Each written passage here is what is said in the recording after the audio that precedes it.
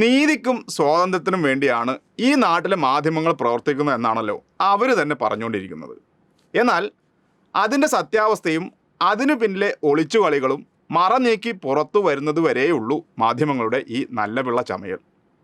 Cinema മേഖലയിൽ സ്ത്രീകൾക്കെതിരായി നടക്കുന്ന അതിക്രമങ്ങൾ അന്വേഷിച്ച് കണ്ടെത്തിയ ഹേമ കമ്മിറ്റി റിപ്പോർട്ട് വെച്ച് നീതി നേടിയെടുക്കാൻ എന്തെല്ലാം പുകിലാണ് അവരുണ്ടാക്കിയത്.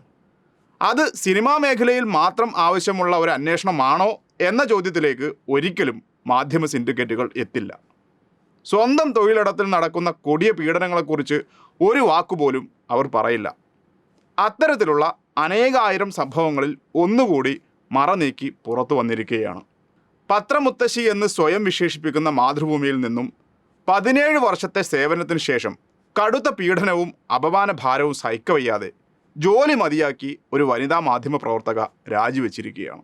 തുടർച്ചയായ ലൈംഗിക അതിക്രമവും ലൈംഗിക ചേഷ്ടയോടെയുള്ള പെരുമാറ്റവും കണ്ട് സഹികെട്ടാണ് അവർ ഈ തീരുമാനത്തിലേക്ക് എത്തിയത്.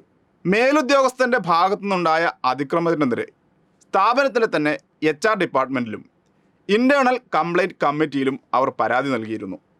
അതിനുശേഷവും തികച്ചും സ്ത്രീവിരുദ്ധമായ തീരുമാനവും നടപടിയും മാത്രം.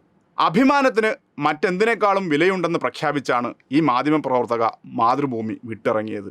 ഈ മേലുദ്യോഗസ്ഥൻ തന്നോട് മാത്രമല്ല, കമ്പനിയുടെ FM വിഭാഗത്തിലെ 15ഓളം പേരുള്ള മീറ്റിങ്ങിനിടയിൽ രാത്രി ഷിഫ്റ്റുകളിൽ ജോലിഭാരം കൂടുതലാണെന്ന് പരാതി പറഞ്ഞ കുഞ്ഞു പ്രായമുള്ള RJ പെൺകുട്ടികളോട് ജോലിഭാരം കൂടുന്നതിന് മാത്രമേ നിങ്ങൾക്ക് പ്രശ്നമുള്ളൂ, രാത്രിയിലെ രതിഭാരം ഒരു പ്രശ്നമാകുന്നില്ലേ എന്ന് വൃത്തികെട്ട ശരീരഭാഷയോടെ പറഞ്ഞതും അതുകേട്ട് അവർ കണ്ണു നിറഞ്ഞു നിന്നതുമായ സംഭവവും പോസ്റ്റിൽ പങ്കുവച്ചിട്ടുണ്ട്. ഇത്രയും ഗുരുതരമായ സ്ത്രീവിരുദ്ധ നടപടികൾ ഉണ്ടായിട്ടും മാനേജ്മെൻറ്റ് പ്രതിയെ പൊതിഞ്ഞു സംരക്ഷിക്കുന്നു എന്ന് ബോധ്യപ്പെട്ടതിനാലാണ് അക്കാര്യങ്ങൾ ഫേസ്ബുക്കിൽ പോസ്റ്റായി ഇടുന്നത്. പോസ്റ്റ് വന്നിട്ട് 2 ദിവസം കഴിഞ്ഞു. ഏതെങ്കിലും മാധ്യമങ്ങളിൽ ഒരു കോളം വാർത്തയെങ്കിലും നിങ്ങൾ ഇതിനെ സംബന്ധിച്ച് കണ്ടോ? ഏതെങ്കിലും മാപ്ര ഈ വിഷയത്തിൽ കഥാപ്രസംഗം നടത്തിയത് നിങ്ങൾ കണ്ടോ?